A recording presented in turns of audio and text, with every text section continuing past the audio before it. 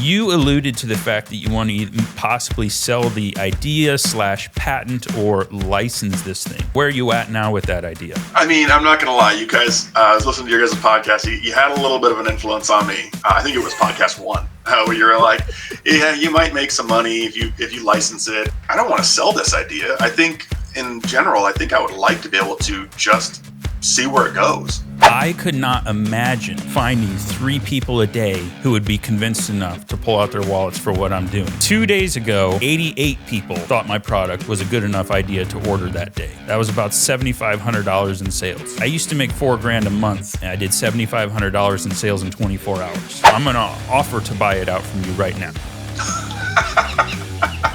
Okay, sure. I mean, as it sits right now, the idea, the principle, the provisional patent, right now I'll give you...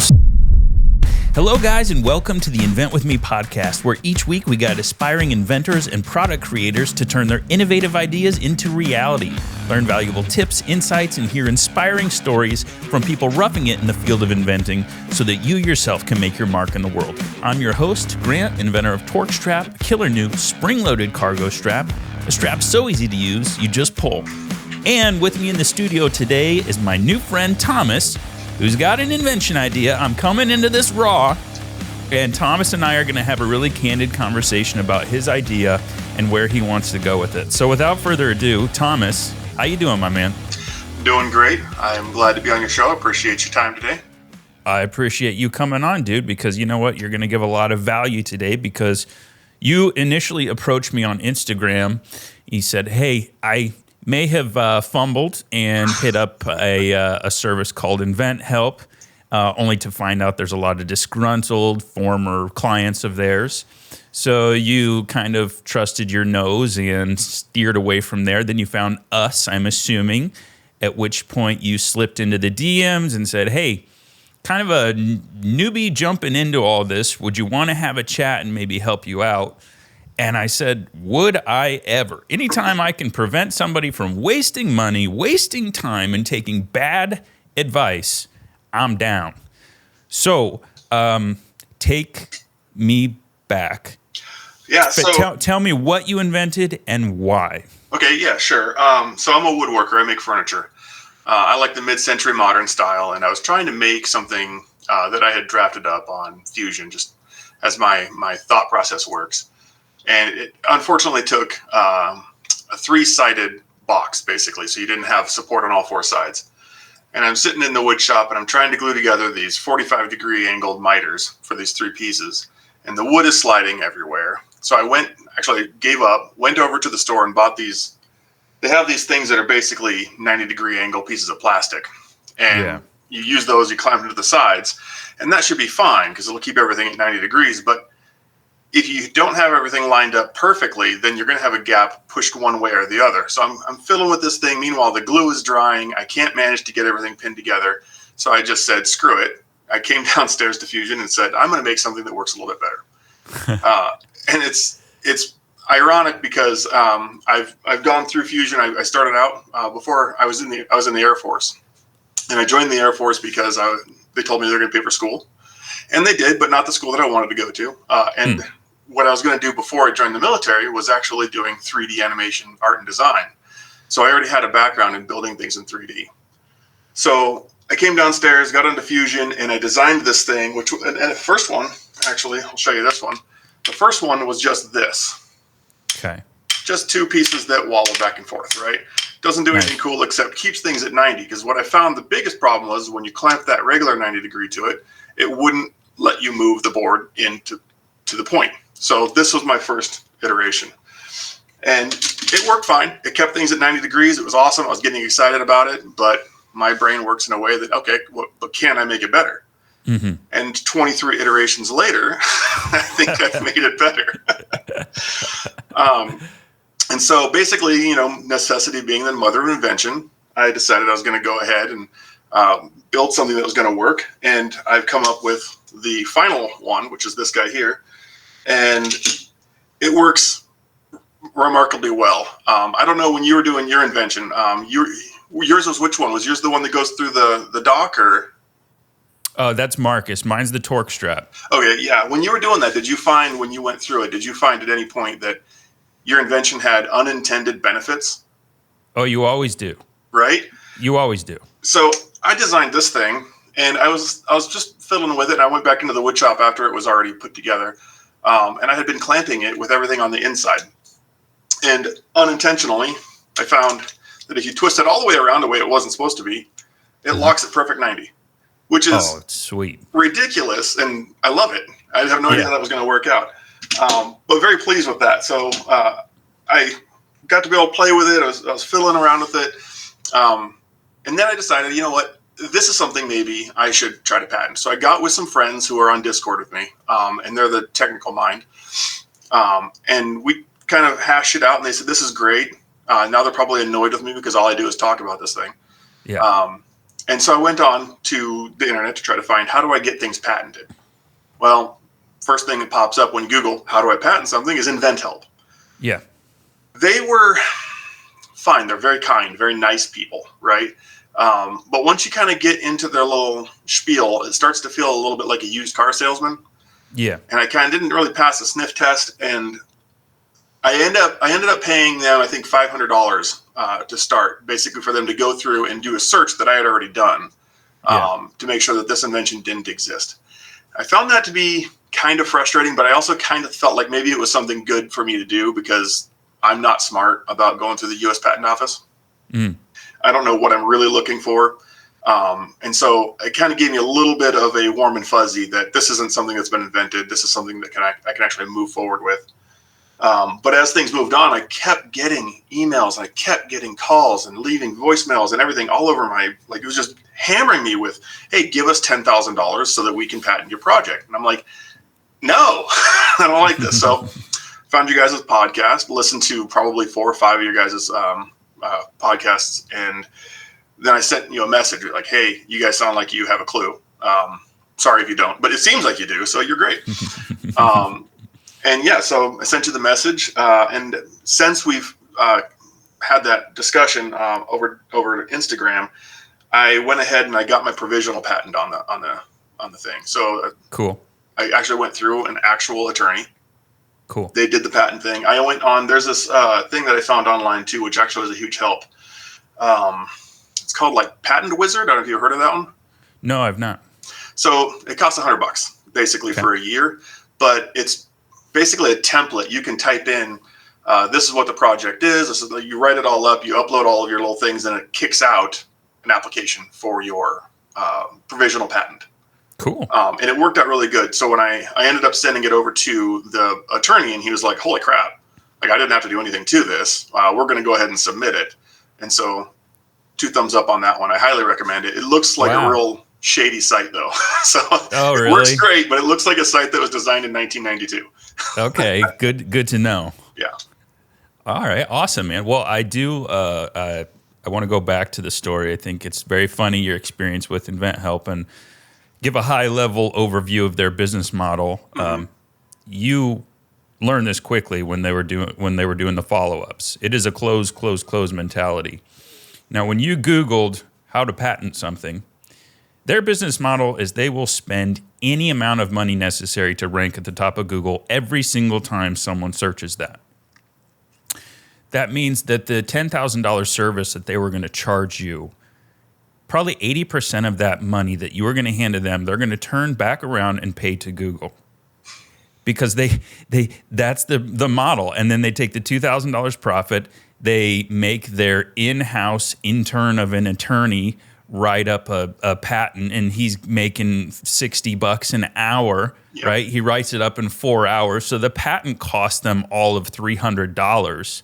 They're charging you $10,000 for it. I mean, these are my assumptions, and being in this game long enough, I can say that fairly confidently. So yeah, that's how they caught you. That's how they get you in their fly trap.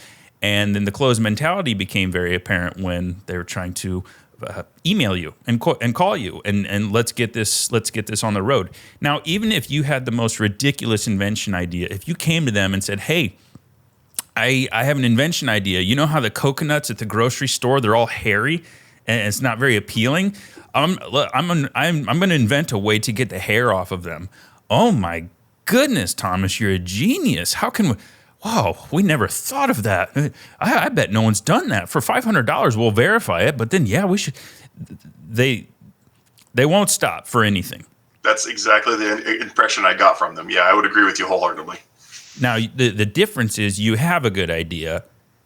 So the validation felt good and felt legit. Mm-hmm. But I could go in there and call them with my coconut idea, which would be a fun thing to do sometime and record and see what they say. If you do, I'll listen to that podcast. I'll listen to that episode.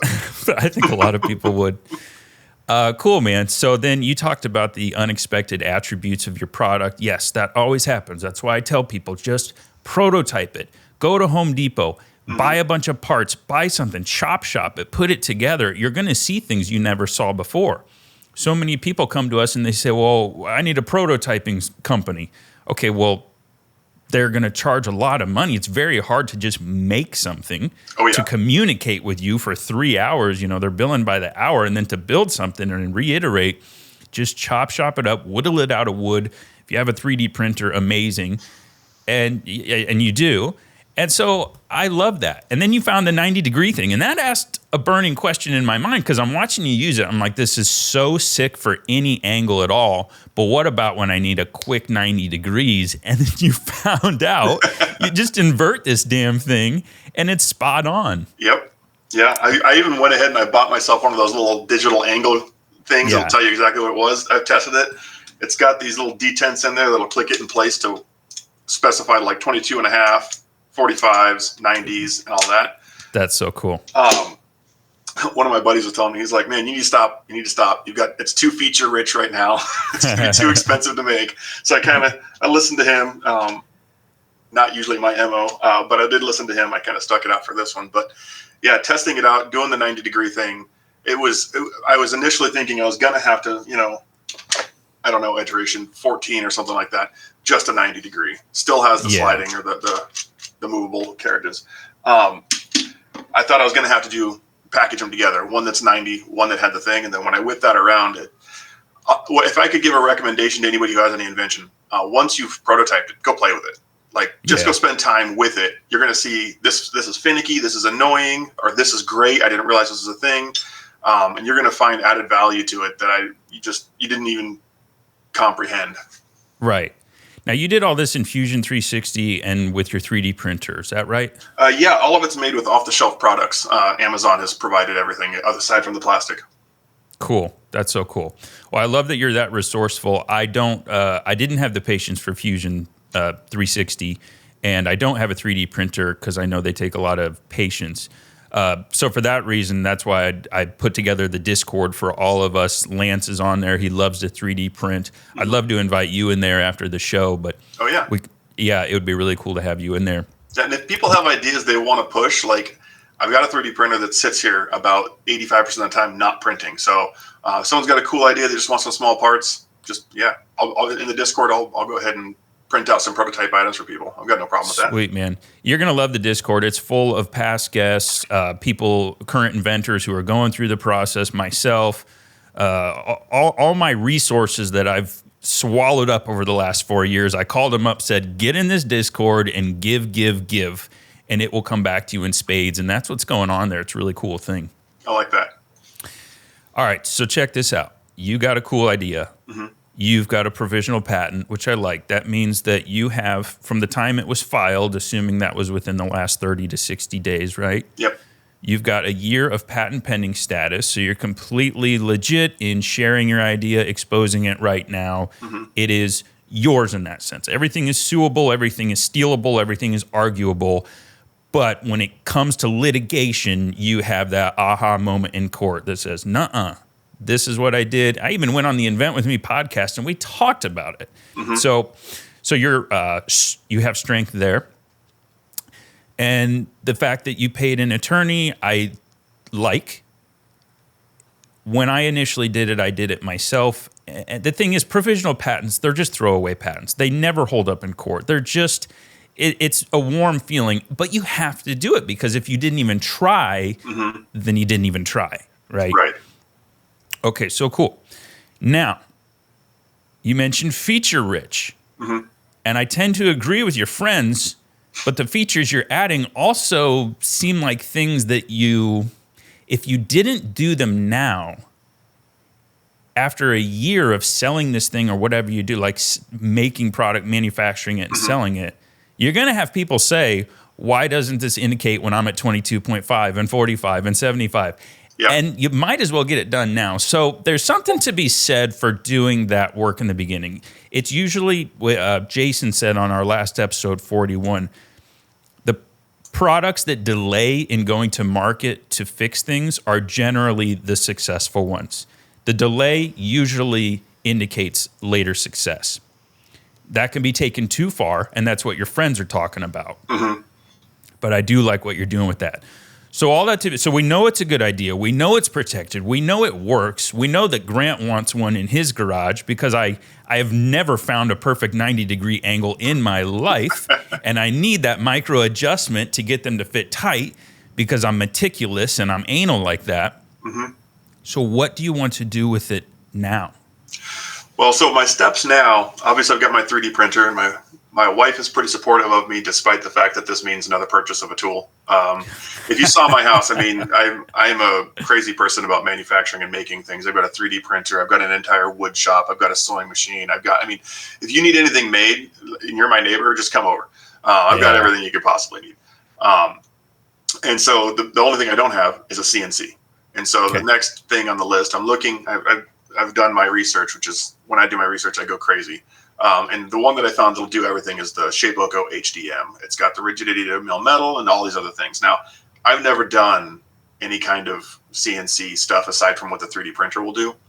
And so this is going to be another learning curve, but I do plan on manufacturing my own parts out of aluminum, brass, and wood. And my intent is to try to keep the costs down. My brother-in-law actually works at a company over here. He's a CNC guy, so he's going to teach me some stuff. But I actually went to them. You were speaking on prototyping and having it sent out or having somebody do the work for you. For one of these, if I just wanted one of these done by somebody who does the milling, that was going to cost me about $650. Yeah. And that's because it's obviously one-off parts. They have to do all the work to tool and mill and do all the different things. So to your point, go make it with cardboard. Make it with wood.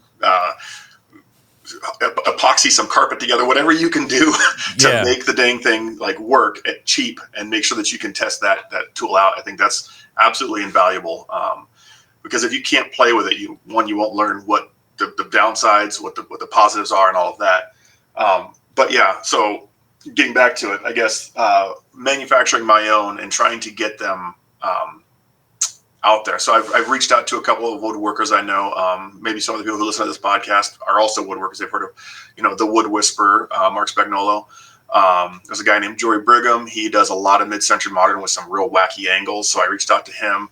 A couple of my friends who are on there as well, and they've all said, you know what, go ahead and send me one. I'll play with it and I'll tell you what's wrong with it. But I want to make sure that I'm not sending him this 3D printed one because plastic's not super rigid, and for angles you want it to be rigid. Sure. And so I'm trying to get this thing made. I'm trying to get about 4 or 5 of them made, sent out to these guys so they can test them out. And then I'll get the feedback, make any modifications I can. And then I think it's going to be go to market time, but I am not an advertising guy. I have no idea what the next steps really are, how to monetize this thing, how to advertise it, how to source out who's going to make the parts that I need aside from me, because I don't think me with one CNC is going to cut it, not long term. And so there's a lot of steps that I'm really, really hazy on how to get started on. Okay, cool. Gotcha. All right. Yeah, man. That's what I was going to say when you were talking about getting the CNC and all that. Let me just ask, how much does a CNC cost, the one you like? Well, the one I like is about $5,200. Okay. Now, my wife is right above me in the office, so let me get real close to the mic here. This is really more of an excuse so that I can have a CNC. Sure. Isn't it always? But yeah, basically, I'm getting probably the most expensive version of a CNC that you can get because of the features. It comes with a spindle. It's kind of they build the whole thing. A lot of the ones you go online, you try to get, they have like a spindle or they don't have a spindle, they don't have a router, that you have to go source that elsewise. And then you get all hazy on who's going to support you with what or whatever. But this one actually comes as a solid one piece, pre-built, ready to go. So I don't have to call one company for warranty, anything like that. So it has a lot of benefits that I'm excited about. Okay, cool.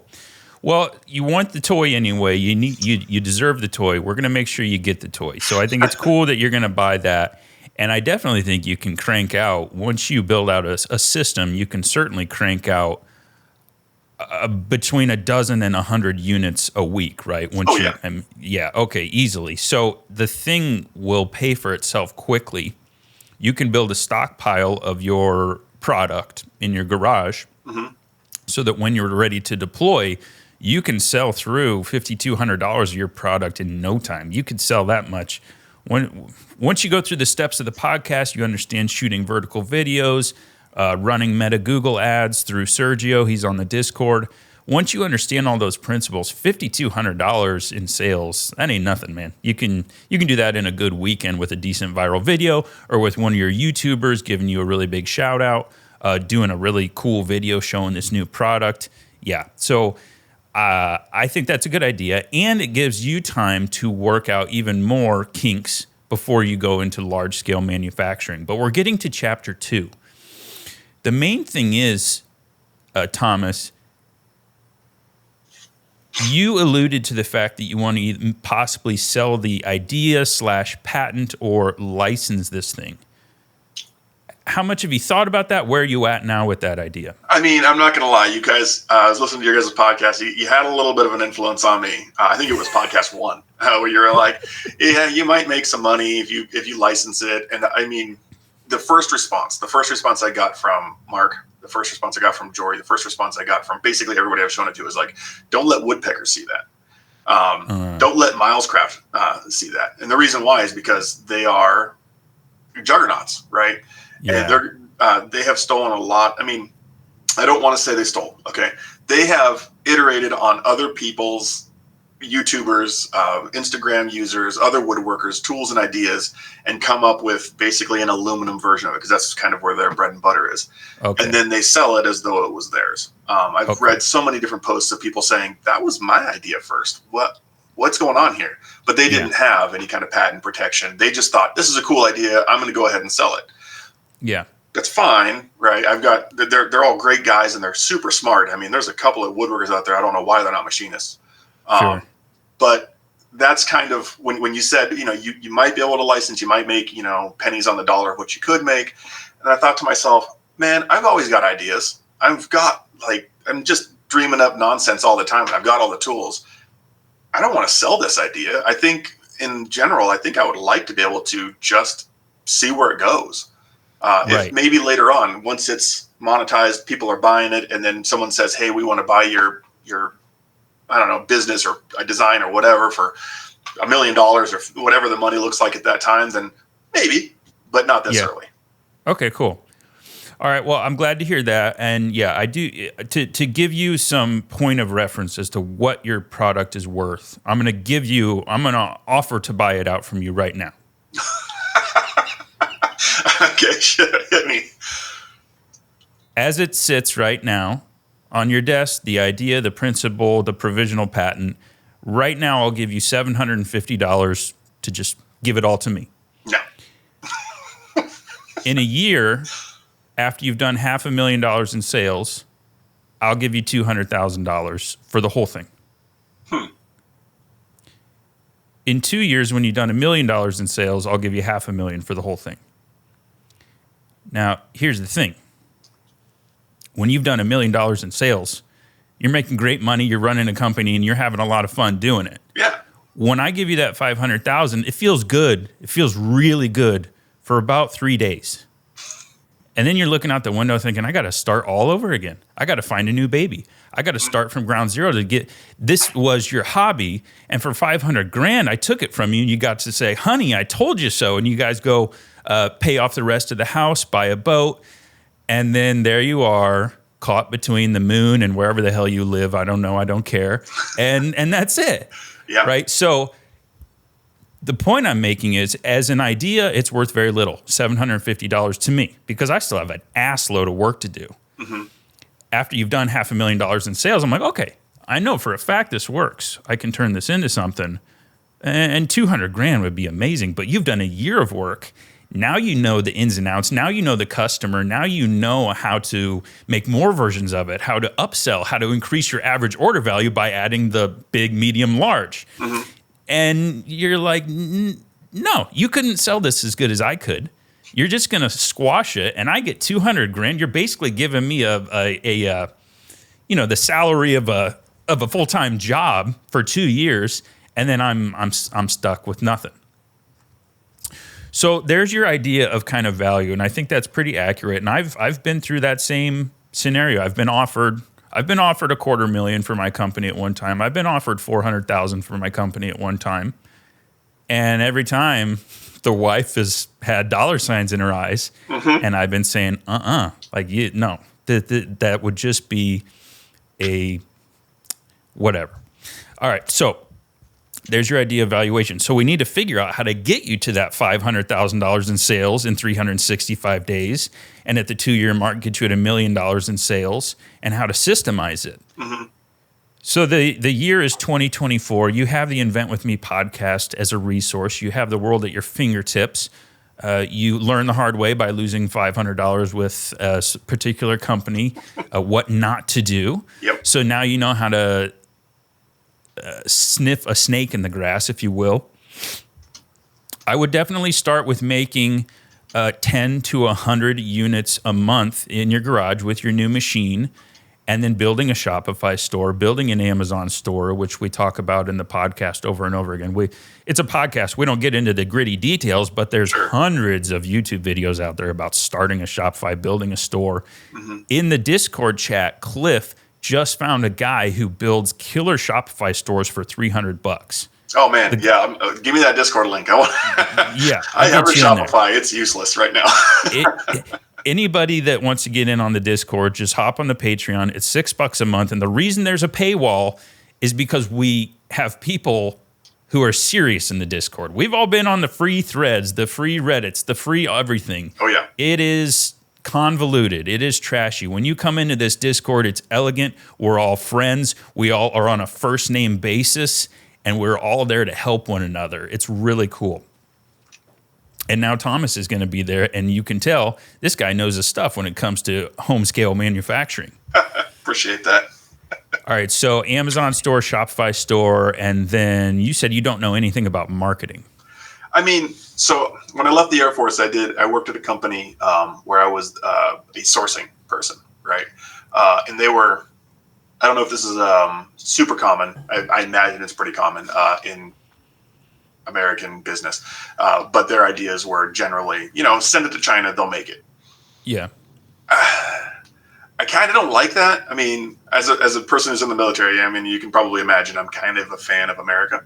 Yeah. And I'd rather keep my money here where it could benefit the people around me. Yeah.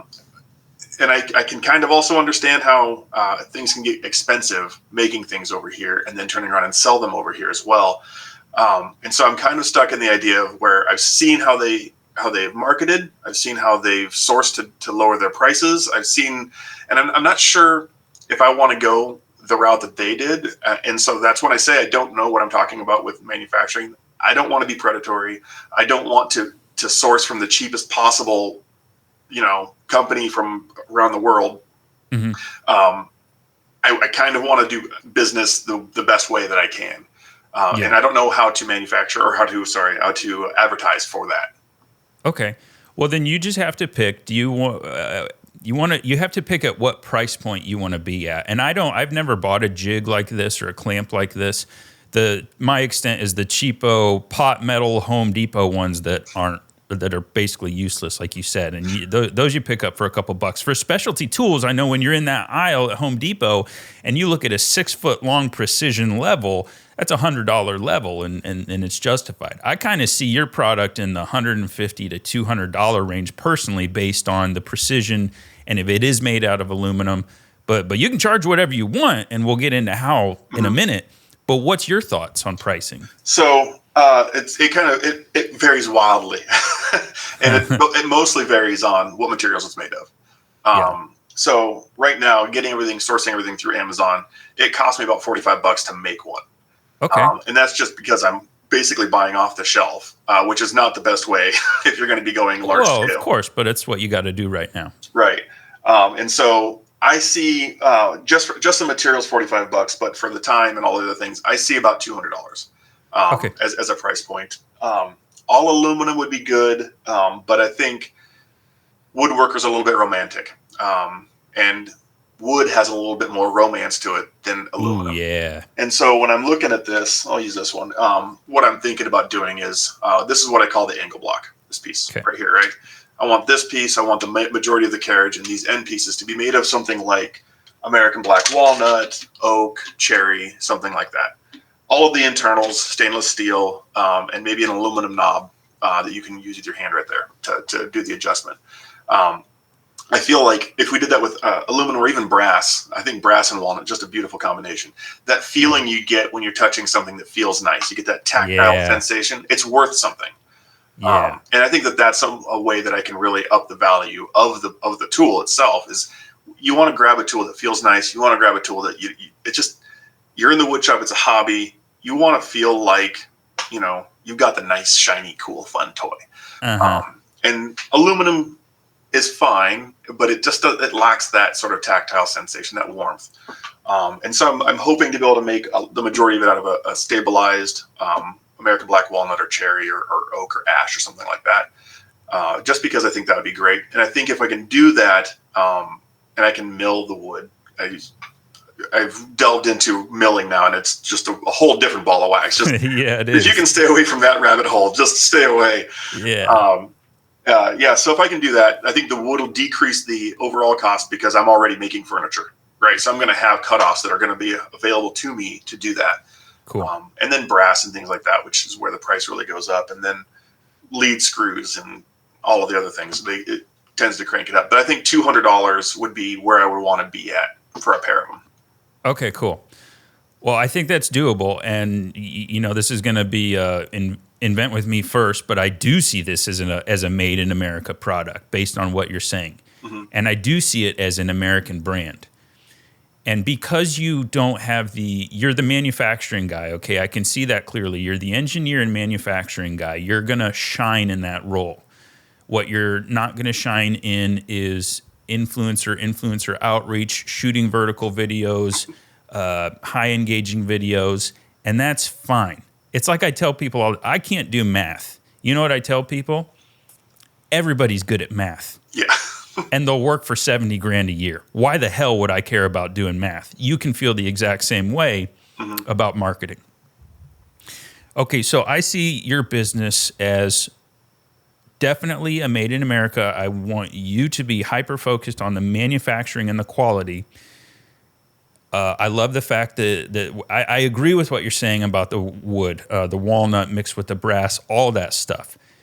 You just have to justify the cost and the price. Mm-hmm. So look at similar products in that world, and I know the sky's the limit with pricing, but as far as commercializing, remember, you're dealing with a conversion rate.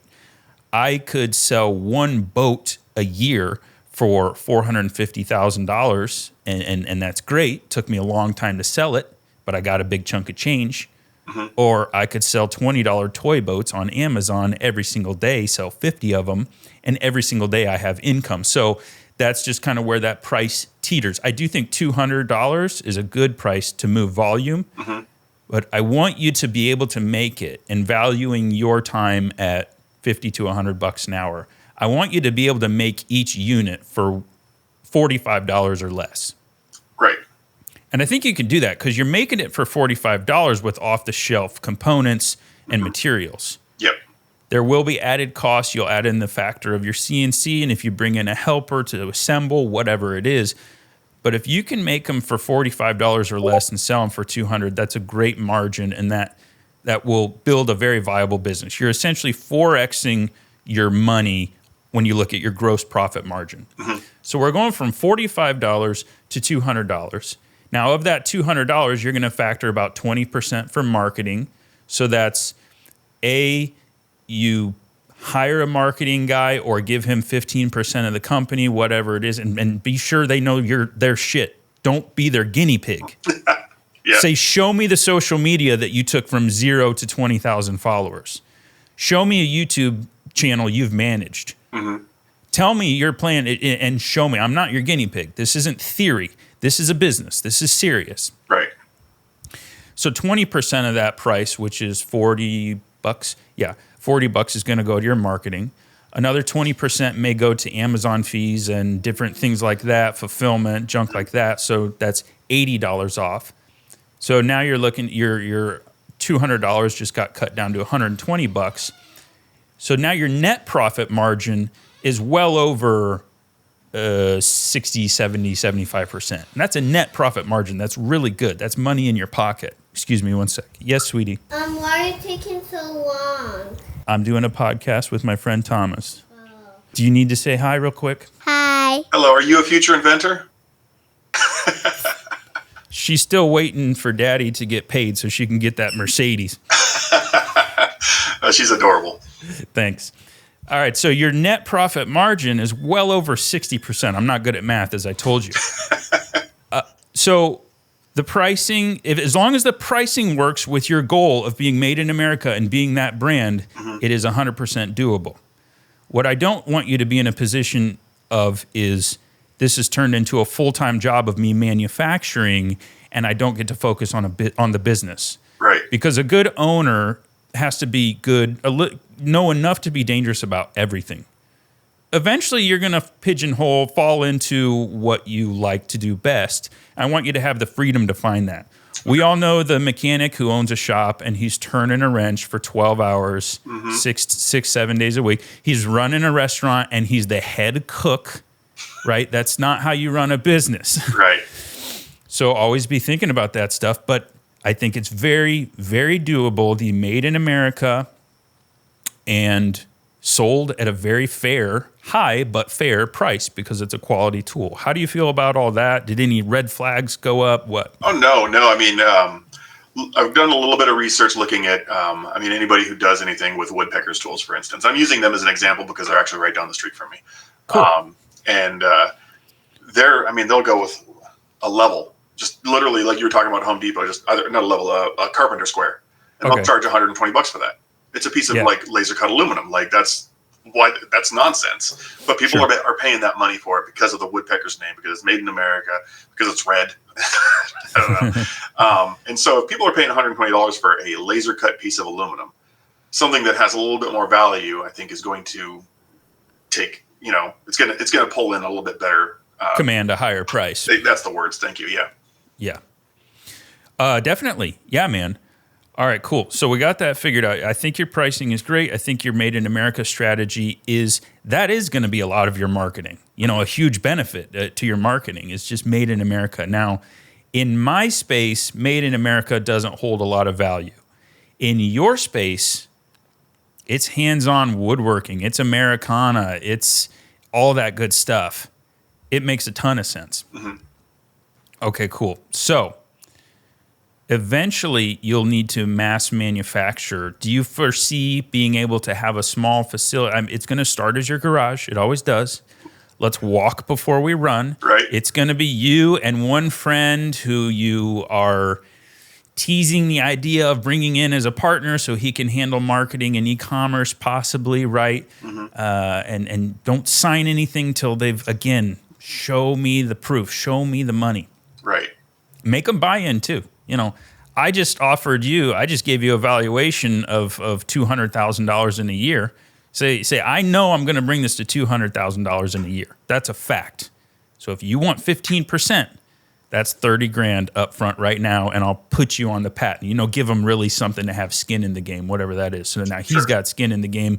You've shown trust. There's a lot of ways people always think, I don't have enough money to hire somebody and this and that. No one has money in the beginning. That's the truth. Watch the show Undercover Billionaire. I think I watched it on HBO Max. Mm-hmm. Super inspiring. Of course, it's a TV show and they have camera crew with them, but they have to take $100. They get Munsoned out in this no-name town in America, like Pueblo, Colorado. $100, they turn it into $1 million business, and they have to do it in 90 days. And the resourcefulness of those people, it It is all about networking. It is all about utilizing other people to help you, and in a way where everyone benefits. It's never a taking advantage situation. It's a commonwealth type of mentality. So you can definitely leverage your clout, the fact that you've gone on this show, the fact that you've done the market research, the fact that the product is awesome and works. Leverage that to get you that one core person that you need, and you and that core person, you're going to be the backbone. You're going to be it for the first year, year and a half, maybe even 2 years. Yep. The first year was just me. The second year was me and my wife now starting to help a little bit with like Shopify and stuff. The third year I brought on Steven, my head of sales, and he took over so much of the admin stuff. I could finally start focusing on what I love, which is marketing. So that's kind of the trajectory. Now, just because you're small doesn't mean you can't make money. Right. You will have a good margin, unlike me. You will have a good plan, unlike I did. You will have resources and people to help you along the journey. Poor me, I did not. So you can make money, you can grow, you can do a lot of really cool stuff with this. And by contrast, you could license it. After the 400th call, someone might offer you $3 in a purple Twinkie, and you'll have to take it because you have no leverage. And say they do $500,000 in sales, and they give you 4% of the gross revenue. It's less than $20,000 gross in a year, which is cool. That's some good. After taxes, it'd be about $15,000. Yep. Self-employment tax, you're getting double taxation on that. So you'll have $15,000 in your pocket at the end of the year. You'll feel cool. It'll feel warm inside. But have fun clocking into work Monday morning, because that ain't gonna cut it. Yep. And who knows when they're gonna snub you out of the deal? Who knows when they're gonna have an IP change that voids your patent, and now they can do it on their own without you, Which they're gonna look for immediately. They're going to look, I don't want your fingers in this. And you know, the one funny story that I heard from a guy, it was on another podcast. I was telling him how I'd run the Invent With Me podcast. And he goes, when I was 24, I was living in the San Fernando Valley of Los Angeles. And I walked into not Matco, that's Tools, Something Co. Games, because I had a really good board game idea. Board games were huge in the 80s. Yeah. And he walked in and he said, no, this is a great idea. I've mapped it all out. It's color coded. Here's the instructions. And you know what the guy said to him? He said, I got myself and 6 product developers on the other side of that wall. Do you really think I'm going to tell my boss that someone came off the street and did a better job than I or any of those guys could? That's never going to happen. Fold up your stuff and go home. Yep. So the companies that's big companies. Now, small companies like me, they will license a product. But small companies like me, I only have the ability to, in the first year, I might sell $100,000. In the second year, I might sell $500,000 to $1 million. And it's going to take me a long ass time to get to that point. When I say the first year, I mean, once I've figured out how to make it, figured out what it's made out of, and I may screw it all up and make it in China. And now it's not a $200 product. Now it's a $74 product. And now you're getting a smaller cut of a smaller MSRP. I can't sell that much. The list goes on and on. I'm not trying to say it's impossible. I'm not trying to say don't do it. If you running a business is not in your wheelhouse, then enjoy. Enjoy trying to market it. You're going to do a buttload of work building all these sell sheets and all the sell sheets are the herpes of the invention space. Let me tell you, a sell sheet comes into play in year 3 when you're trying to get into big retail and you're ready to ship them pallets. That's when a sell sheet comes in. This whole idea of build a sell sheet and go license to big companies. I digress. I'm getting too worked up over here. All right, man. So we've gone over kind of a high-level plan. There's a lot of details in there that you can harvest from the podcast. I'm also putting out some cool snippets on YouTube, like 10 to 15-minute videos. Check those out on the snippets playlist on my YouTube channel. They'll get you really inspired and kind of show you that journey in a hyper-focused little video. Beyond that, is there any other burning questions or things on your mind, Thomas? I mean, I think that the biggest thing for me right now, and maybe this is people who are listening as well, is you have this invention, and you're like, hey, this is cool, and I think it's cool. And you show it to your friends, and hey, that's pretty cool. Yeah, that's cool. It doesn't matter how many times somebody tells you it's a cool idea. At least in my head, and maybe you experience the same situation. You feel like there's probably 7 people out there who probably want to buy your product, right? Maybe 7 if you're lucky, right? Yeah. Like, is this really going to make any kind of money? And I think if you had a chance in one of your podcasts to talk about the size of America and how many people are out there who probably want to buy that product, whatever your invention happens to be, I think that would be hugely beneficial to listeners, because I think that's one of the things that has stopped me before. I mean, this isn't the first thing I've invented. I just keep them at my wood shop, right? And so I think that the earworm, the brainworm, whatever that's stuck in your head that says, you might find 10 people who will buy this. You're never going to get your money back. It's not worth it. And being able to get past that, I mean, honestly, I still kind of think, I don't know what people are. If there's going to be more than 15 people who want to buy my product, 7 people, I don't know how many people want to buy it. But I decided, you know what? Let's just see what happens. And I don't know that there's a lot of people out there who have the same kind of mentality of let's see what happens. So I think it would be beneficial for them to kind of see like where you thought you were going to be and how many people were actually there with their wallets open when the product hit the market. I love that. Let me take a note. That's a really good episode idea or short video idea, size of the market. Mm-hmm. And then I'll share something personal with you. Sure. When I started TorqueStrap, I was essentially going into a space where you can buy a strap for $2.50 at Home Depot right now that will get the job done. Mm-hmm. And I'm trying to sell my strap for $20 a strap, right? My 2-pack is $40. I could not imagine finding 3 people a day who would be convinced enough to pull out their wallets for what I'm doing. Mm-hmm. Now, it didn't happen overnight, and it doesn't happen overnight. It's a lot of you looking at all the buckets of inventing and product development. So you thinking about those things every day. 2 days ago, 88 people thought my product was a good enough idea to order that day. That was about $7,500 in sales. I used to make $4,000 a month at my day job. Mm-hmm. And I did $7,500 in sales in 24 hours. And the next day I did about the same. And today I'll do about the same because that's the time of year it is right now. Mm-hmm. So good ideas, bad ideas, cheap products, expensive products. It is what you make of them. So the world is huge. The market is vast. The competition is there. And the competition is immense. But let me tell you, most people starting a product, they're starting it to make money. Yeah. They're not starting it because it's an amazing idea. And you, Thomas, have an amazing idea. And you, Thomas, are putting thought and tender love and care into how this is going to happen and how good the product is going to be. Mm-hmm. You have to find someone who matches that energy in a marketing sense and can convey that message. And at that point, you will be very soon at a point where you're shipping out 88 of these things a day. And you're going to have a lot of fun doing it.